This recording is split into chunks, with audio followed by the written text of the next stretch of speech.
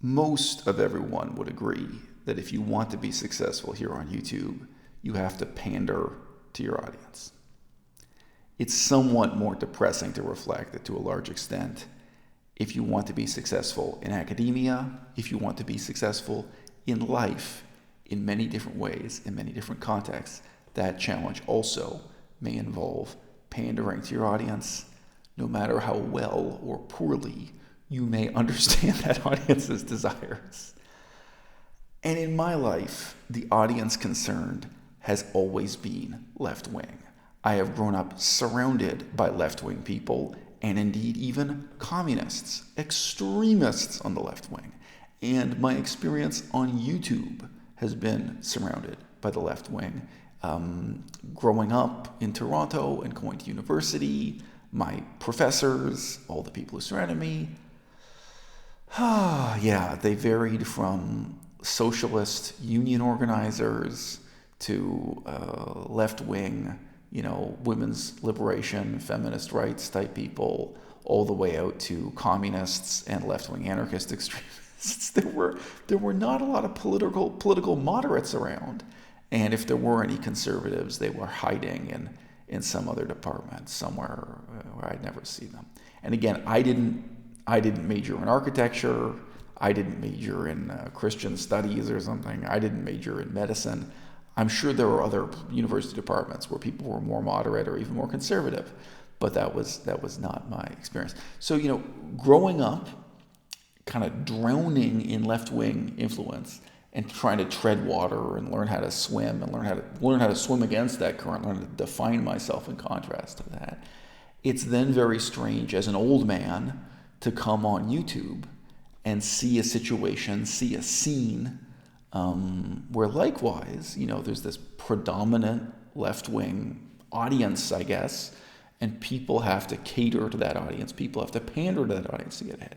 Now, of course, meanwhile, somewhere else on YouTube, there's a right-wing audience that other people are pandering to. I'm aware of this. But by the same token, at my university, my whole experience was being surrounded by and inundated by these left-wing extremists. The fact that somewhere else there's a Christian university, and there were many, where all the professors are conservative Christians and doing Bible studies and this kind of thing, that exists somewhere else, but it's not part of my experience. So it's not really relevant to what we're discussing here. But yes, elsewhere on some other university campus, people are pandering to right-wing inclinations. Somewhere else here on YouTube, there are YouTube channels talking about the difficulties of pandering to the right-wing audience, but that's not my experience. It's not what I'm talking about here today. So look, the controversy of the moment, and then the reflections that come out of this controversy that are somewhat deep and meaningful for me in my own life. The controversy of the moment is this. I notice looking at Mexi's YouTube channel. So Mexi, she has been masquerading as a left-wing communist extremist for years now. It's a masquerade that's gone on a long, long time. And just 4 weeks ago, she made a video in which she came out and admitted that she's not really such a left-wing extremist as she has been pretending to be all along. So she's not really comfortable with emulating Joseph Stalin, Mao Zedong, Lenin. She's not really into the extremist armed rebellion. And for years, she's been pretending that she was. And right away, she gets an avalanche of negative comments, some of which I've seen on screen as text, and some of which she just described in her own videos. She talks about the negative backlash she's had when she's come out as being someone who's not in favor of violent revolution. For those of us, the few of us who really have a long memory, who've been on this platform for a long time, whether due to vegan activism or whatever other interest, those of us with long memories and long engagement can remember a time when Mexi was a Buddhist. And she had YouTube videos up discussing her Buddhist spirituality. And let's pause here. I can sympathize with her struggle on many different levels. And sympathy is an analytical tool. I don't sympathize with people just for the sake of wallowing in sentiment. I sympathize to understand the situation. I was a Theravada Buddhist. I was an Orthodox Buddhist for many years, and I was a scholar of Buddhism for about 10 years. And then I became an ex-Buddhist. I rejected their religion and went my own way. But Buddhism was a huge part of my life. So if Mexi had sincerely been an adherent to Buddhism and then lost faith in religion, moved on, that's one thing I could sympathize with. But on the other hand, what I think you're looking at here instead is someone who was sincerely involved in or sincerely interested in Buddhism, maybe only at a rudimentary stage. And she started pandering to this left-wing audience on YouTube. So the Buddhist videos all mysteriously disappeared. That side of her life got erased. That's not the only thing. It's not the only thing that was pruned in her creation of this public image of herself as the violent communist, extremist revolutionary. She used to be a vegan activist who went to Thailand on vacation and met Durian Rider in person, face to face. I don't know if she also met Freely, but there were photographs of her up on the internet that she posted herself, of her meeting those people, of her going there, and her being a little bit more of a typical hippie vegan YouTube activist who met other vegan YouTubers, vegan B-list celebrities, whatever you want to say, where she was playing that game and chasing clout that way. And that's true of some of the other would-be radicals on her side. And then just 4 weeks ago, after building up this image of herself as a communist extremist for years, after pandering to this left-wing audience for years, just about 4 weeks ago, she comes out and admits that she isn't really such an extremist after all, and right away she gets this huge negative reaction from her audience. The number of views on her most recent video from 2 weeks ago is about half of the audience from the video before that, and this is a very small fraction, about a quarter of her more successful videos from about 5 months ago. So her whole situation is one I can sympathize with, and it's instructive in many ways.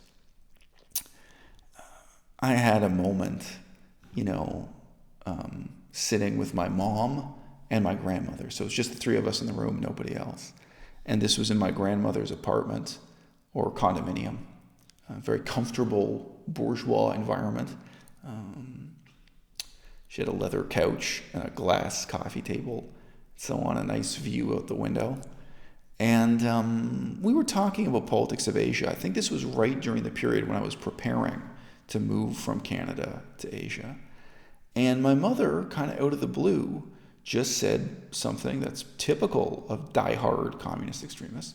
She just stated out of the blue that she didn't see it as a big deal at all for the government of China to have murdered more than 1 million people in Tibet. So we have 3 generations here. My grandmother, my mother, and me. And both myself and my grandmother were just flabbergasted by this. We're just both kind of stuttering and stumbling. How can you possibly say, what is the matter with you?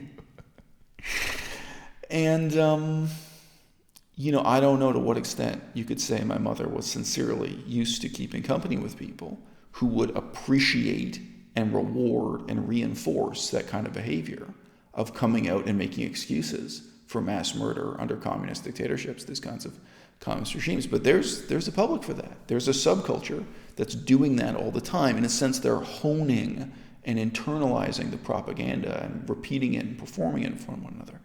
Now, this would be shameful behavior under any circumstances, but it's true that it is even more shameful because this behavior happened in the comfortable, capitalist, democratic, bourgeois conditions of my grandmother's apartment, where we're all sitting around comfortably on leather couches with this nice glass coffee table, so on and so forth. I mean, one has to admit it would be at least more pathetic if the same statement about killing millions of people, justifying the murder of millions of people, were made by someone hiding out in a cave with a machine gun, someone in an active state of armed rebellion against the government, someone who was hunting and being hunted, this kind of situation. But nevertheless, if I were hypothetically a journalist who went into a cave in Vietnam or Laos and met someone who held those views, I would still do my best to try to talk them out of it. Try to say, look, I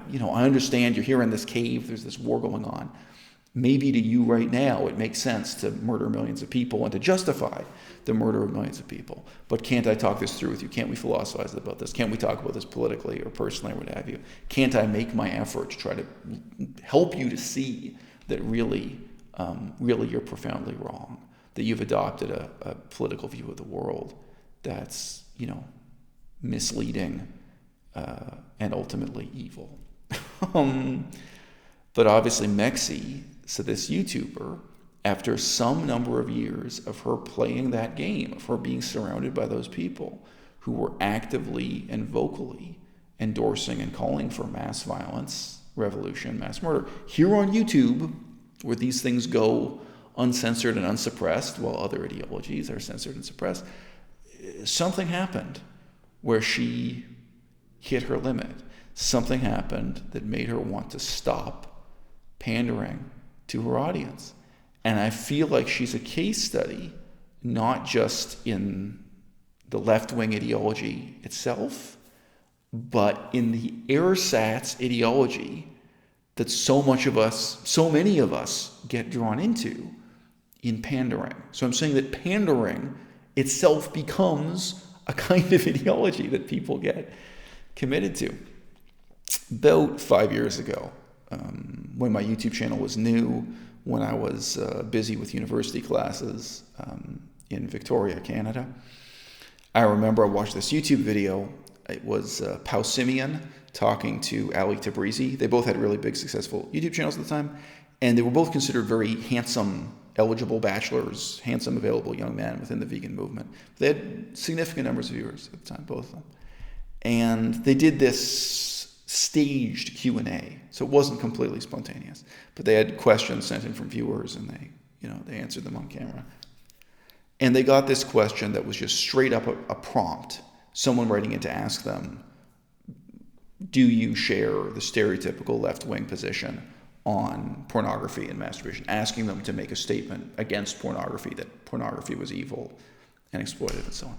And there was just this awkward moment on camera where each of them kind of looked at the other and looked at the camera and weren't sure what to say. And my interpretation of that was, like, this was the moment of uncertainty where they were deciding, were they going to tell the audience what they knew the audience wanted to hear? Were they going to pander to the audience or not? I knew both of those guys personally to a limited extent. Like Pau Simeon, I had a few messages back and forth. I knew Ali Tabrizi better. I don't think either one of those guys was left-wing. I don't think either one of them is left-wing now. Not by any means, not by a long shot. But they both absolutely knew in that moment what the audience wanted to hear. And the question is, are you going to pander to that audience, yes or no? And I saw that moment, this weird, awkward split second before, and all they said, they made a totally evasive non-answer to this question. And I remember, I paused it. I just sat there and reflected. I thought, that is what I will never do. That right there, that moment, I'm never going to pander to the audience. Whatever is going to happen with this YouTube thing for me. And I know the commitment to keeping it real, it means that today I have a tiny fraction of the audience I theoretically could have. You get a smaller and smaller audience, the realer and more honest you are. Every time you're keeping it real, you're alienating people, especially in the peculiar political conditions of this side of YouTube, I mean, look, sorry, just really brief digression on that. If I had to choose between voting for Joe Biden and voting for Bernie Sanders, I would vote for Bernie Sanders. If I had to choose between Bernie Sanders and Hillary Clinton, I'd vote for Bernie Sanders. So on the spectrum, I'm far to the left in some ways. I'm left of center. I'm just not a communist. I'm not a socialist. I'm not a communist. I'm on the moderate left, right? But just the unwillingness to pander for even within that category. I don't pander to Bernie Sanders supporters. I read his book. I have harsh criticism of the book and what's wrong with it. The fact that I would vote for Bernie Sanders rather than Joe Biden doesn't mean that I only see the flaws in Joe Biden and I don't see the flaws in Bernie Sanders, that I don't want to critique. So, the commitment to keeping it real, the decision not to pander, that is more fatal, if you like. It's more fateful, I should say. It's more of a fateful decision than your commitment to any one political ideology. So that's maybe the lesson of YouTube, the greatest riddle of YouTube that a lot of people have yet to unravel. If all you look at is success on YouTube, then all you're going to see is pandering. But the more meaningful path forward here is precisely keeping it real, is refusing to pander. And I don't make YouTube videos for me. I really do make them for the audience. I mean, the example, the YouTube video I put up today,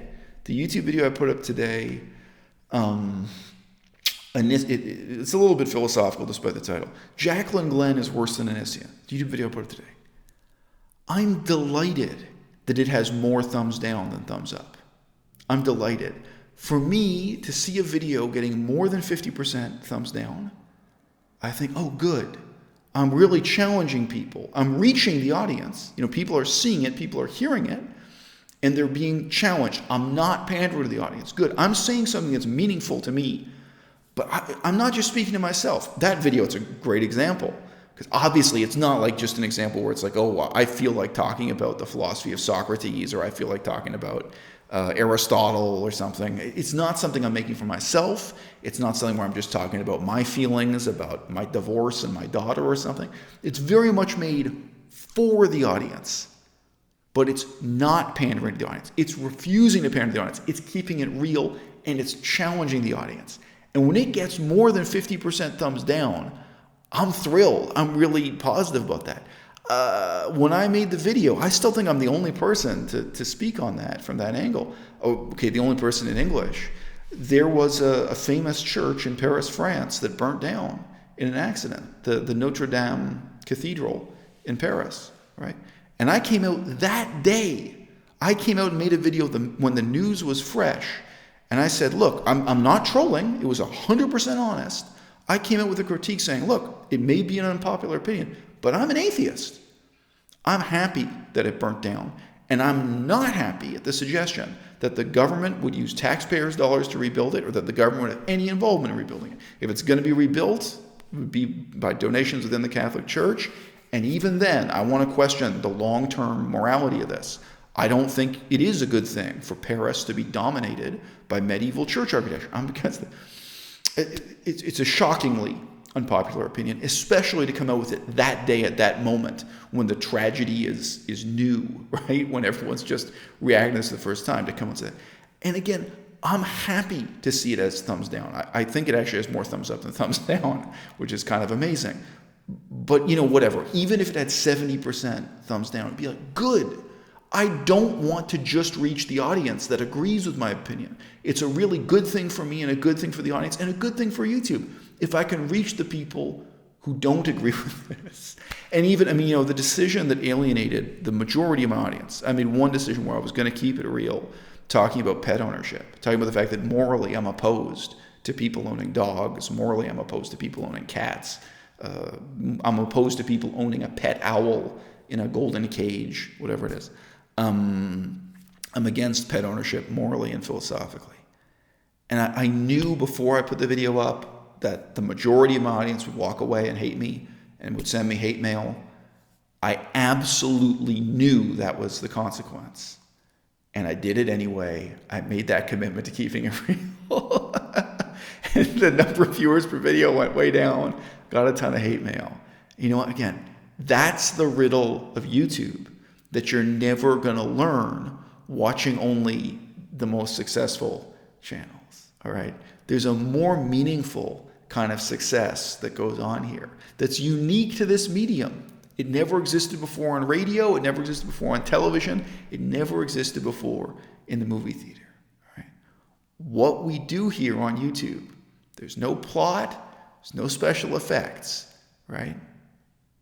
Honesty is the only currency we've got. The only value we can breathe into these videos precisely begins and ends with that commitment to authenticity, to keeping it real. And that doesn't mean you make videos for yourself. You don't make videos to please yourself. you make videos for an audience, but you also make videos to confront, to educate, to challenge that audience. That, in short, is keeping it real.